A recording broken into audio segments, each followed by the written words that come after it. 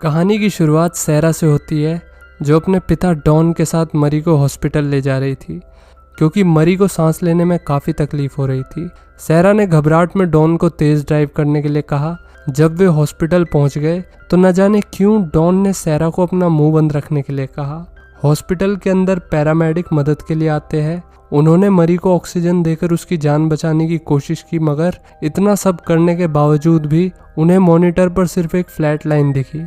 यहाँ से कहानी 20 साल पीछे जाती है, जहाँ पर एमी और सैरा अपने पेरेंट्स डॉन और आयरिन के साथ डिनर कर रहे थे। डिनर टेबल का माहौल बदल गया जैसे ही डॉन ने गुस्सा दिखाते हुए अपनी बेटी को पार्टी में जाने से मना कर दिया। डॉन अपने परिवार को अपनी मुट्ठी में रखना चाहता था। उसी रात सैरा बिना बताए अपने बॉयफ्रेंड क्रिस के साथ पार्टी में चली गई। जब उसके पेरेंट्स उसके रूम में गए तो उन्हें पता चल गया कि सैरा बिना उनकी इजाज़त के पार्टी में चली गई। उसके पिता सैरा से बहुत नाराज़ हुए। उनकी नज़र में वो परिवार पर सिर्फ एक बोझ थी। पार्टी के दौरान सैरा क्रिस के साथ डांस करती है।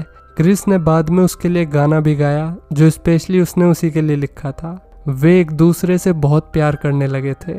सैरा सुबह घर वापस आई। डॉन रात से ही उसका इंतज़ार कर रहा था। उन दोनों के बीच बहस हुई और सैरा ने कहा कि जैसे ही वो 18 साल की हो जाएगी वो हमेशा के लिए घर छोड़ देगी। सैरा ने अपनी माँ और अपनी बड़ी बहन को भी अपने प्लान्स के बारे में बताया, जिसमें दुनिया घूमना शामिल था। सैरा का पिता डॉन बाहर से उनकी बातें सुन रहा था।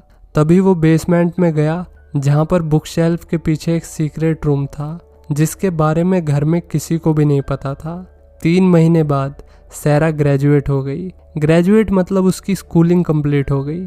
एक बार बातों बातों में उसकी माँ ने बताया कि डॉन सारा वक्त बेसमेंट में बिताते हैं, जैसे वो उनकी गुफा हो। जब उसकी माँ घर से बाहर गई तो डॉन बड़ी चालाकी से बॉक्स उठाने के बहाने सैरा को बेसमेंट में ले गया। वहाँ उसने सैरा को सीक्रेट रूम के बारे में बताया, जो कि बॉम्ब ब्लास्ट से बचने के लिए बनाया गया था। उसने सैरा को उसी रूम में लॉक कर दिया। वो बेचारी हैरान परेशान चिल्लाती रह गई, लेकिन उसकी आवाज़ किसी ने नहीं सुनी क्योंकि ये रूम साउंड प्रूफ था। सैरा के यूँ अचानक गायब हो जाने से उसकी माँ बहुत परेशान थी। जब 4 दिनों तक उसका कुछ पता नहीं चला तो आयरिन ने पुलिस को इत्तला कर दिया। सैरा का फादर उसे देखने के लिए बेसमेंट में गया। वहाँ उसने सैरा को बताया कि उसे अपनी ज़रूरत की सभी चीज़ें अब से कमानी पड़ेगी, यहाँ तक कि क्लीन वेंटिलेटेड एयर भी। कमाने से उसका मतलब था उसकी हर एक बात मानना। सैरा ने एक बार भागने की भी कोशिश की, मगर बाहर का दरवाज़ा बंद था। जाने से पहले डॉन ने सैरा के साथ वो किया जो कोई बाप अपने सपने में भी नहीं सोच सकता। डॉन ने हैवानियत की सारी हदें पार कर दी। एक पुलिस वाला उनके घर पर आता है।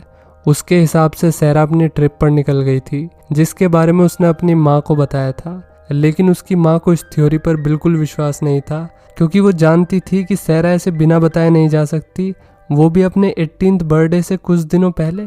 सैरा अकेली और डरी हुई थी। उसने अपनी रात क्रिस के साथ बिताई रात को याद करते हुए गुजार दी। कुछ दिनों बाद क्रिस उनके घर पर आया। डॉन ने उससे झूठ बोल दिया कि सैरा अपने बचपन के दोस्त स्टीव के साथ भाग गई। सैरा को बेसमेंट में कैद हुए 21 दिन गुजर चुके थे। आज उसका बर्थडे था, इसलिए उसका पिता उसके लिए केक लाया और एक लाल कलर की ड्रेस। सैरा ने डॉन से एक घड़ी मांगी। बदले में डॉन ने उससे कहा कि कुछ लेने के लिए तुम्हें कुछ देना भी पड़ेगा। जब सैरा ने उसकी बात नहीं मानी तो उसने सैरा को खूब मारा। लगभग 1 साल गुजर जाने के बाद पता चला कि सैरा प्रेग्नेंट थी। उसने बेसमेंट में ही एक लड़की को जन्म दिया, जिसका नाम उसने मरी रखा। पहले सीन में इसी मरी को हॉस्पिटल ले जाया जा रहा था। 4 साल बाद वो फिर से प्रेग्नेंट हो गई। डॉन सीक्रेटली 2 जिंदगी जी रहा था। पहली तो अपनी बीवी आयरिन और बेटी एमी के साथ, और दूसरी जिंदगी अपनी बेटी सैरा और अपनी पोती या कहो बेटी मरी के साथ। बताओ, एक आदमी की बेटी ही उसकी पोती है और एक बेटी का बाप ही उसका दादा है। घोर कलयुग बावर है। और कमाल की बात तो ये है कि ये एक ट्रू स्टोरी है, जिसकी एविडेंस मैं आपको वीडियो के लास्ट में दिखाऊंगा। तब तक वीडियो को टकटकी लगाकर देखते रहो। आयरिन सैरा को लेकर अभी भी परेशान थी, इसलिए उसने एक प्राइवेट डिटेक्टिव को हायर करने का फैसला किया, लेकिन डॉन ने ऐसा करने से मना कर दिया। डॉन सैरा और मरी के लिए एक टीवी लाया ताकि वो उनकी नज़र में अच्छा बन सके। कुछ टाइम बाद सैरा को एक और बच्चा हुआ जिसका नाम उसने माइकल रखा। एक रात सैरा अपनी दर्दनाक कहानी को प्रिंसेस और मॉन्स्टर की कहानी की तरह सुनाती है। वो अक्सर अपने बच्चों को कहानियां सुनाया करती थी। क्रिस एक बार फिर सैरा को ढूंढते हुए उसके घर आया। सैरा की बड़ी बहन एमी ने उसे सारी सच्चाई बताई, जिससे क्रिस को एहसास हुआ कि सैरा के पिता डॉन ने उससे झूठ बोला था। डॉन ने हमेशा से ही सैरा के साथ काफी सख्ती बरती थी। एमी को डर था कि कहीं डॉन ने गुस्से में आकर सैरा के साथ कुछ कर तो नहीं दिया।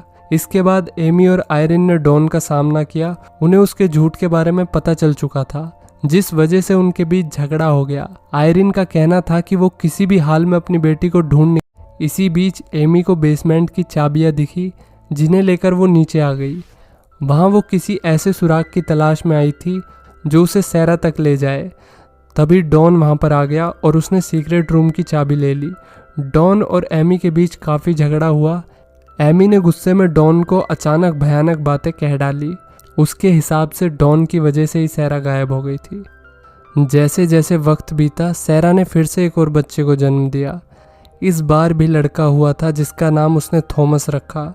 वो नहीं चाहती थी कि थॉमस भी उसके और उसके बाकी बच्चों की तरह यहाँ पले, इसलिए सैरा ने डॉन को बड़े प्यार से कन्वेंस कर लिया कि वो थॉमस को अपने साथ ले जाए। बच्चा आयरिन को दरवाजे के ठीक बाहर मिला। उसके साथ एक नोट भी था जिसे सैरा ने लिखा था। उसमें सैरा ने लिखा था कि मेरे और मेरे बॉयफ्रेंड के पास इतने पैसे नहीं हैं कि हम इस बच्चे को पाल सके, इसलिए मैं चाहती हूँ कि आप इसका ध्यान रखें।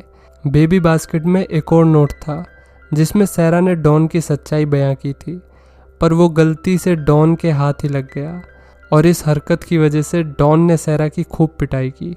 सैरा को इस कैद में लगभग 14 साल बीत गए। उसकी बेटी अब बड़ी और खूबसूरत हो गई थी।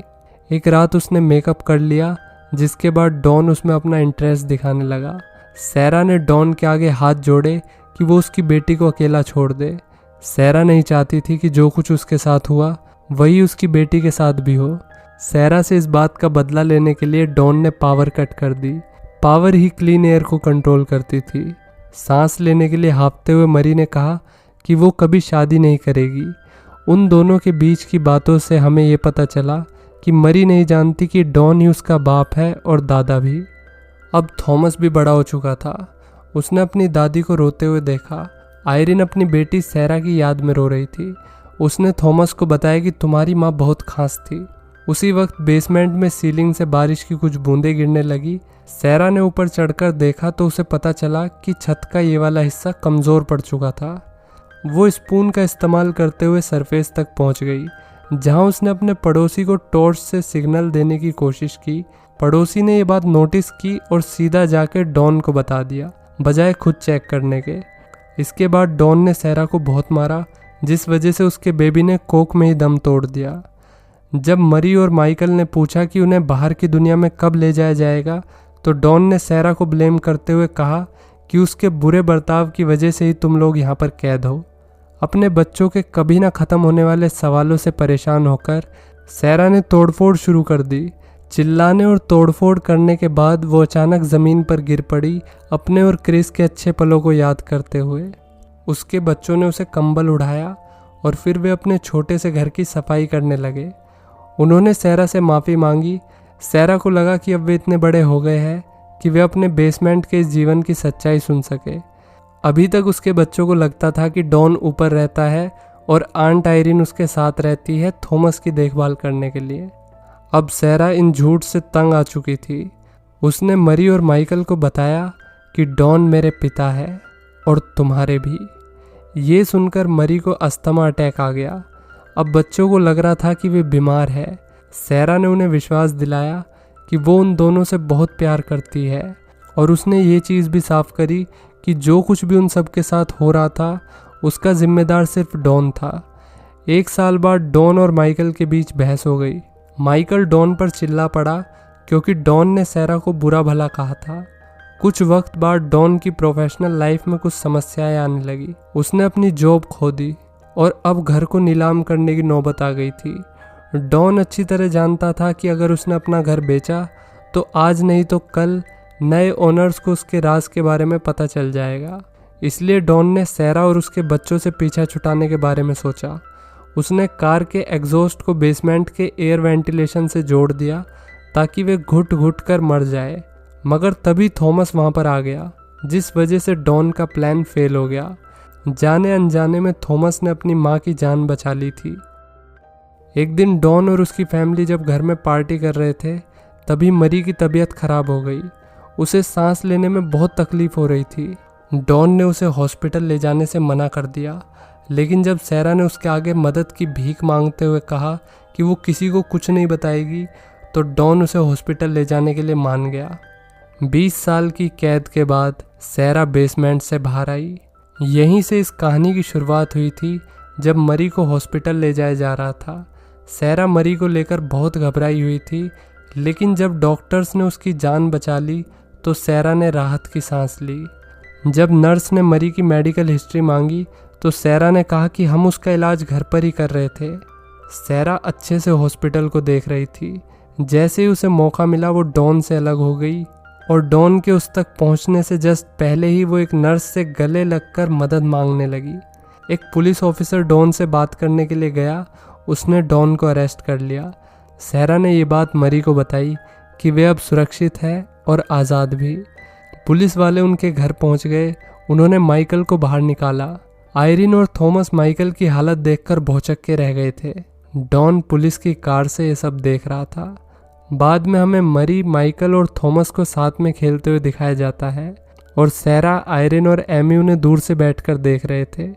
तभी बाइक पर सवार क्रिस वहाँ पर आ गया। वो सैरा के साथ वॉक पर जाता है। क्रिस अपने आप से बहुत नाराज़ था क्योंकि उसने सैरा को ढूंढने की उतनी कोशिश नहीं की जितनी उसे करनी चाहिए थी, और तो और उसने उसके पिता की सुनाई हुई कहानी पर भी विश्वास कर लिया था। उसने सैरा को एक पिंक हेलमेट गिफ्ट किया।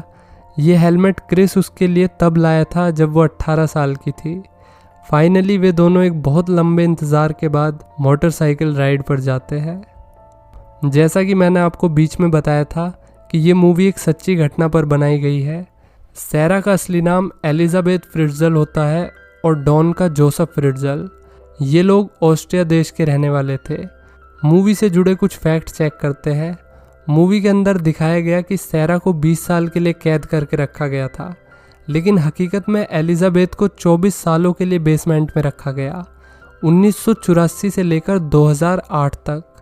मूवी में सैरा को 4 बार प्रेग्नेंट होते हुए दिखाया गया, लेकिन असल में एलिजाबेथ बेसमेंट में रहने के दौरान 8 बार प्रेग्नेंट हुई थी।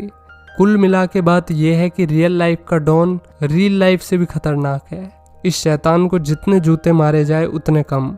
खैर, मूवी एक्सप्लेनेशन पसंद आई तो चैनल को सब्सक्राइब करो मेरे दोस्त, और लाइक बटन को ठोको। इससे वीडियो को आगे बढ़ने में मदद मिलेगी।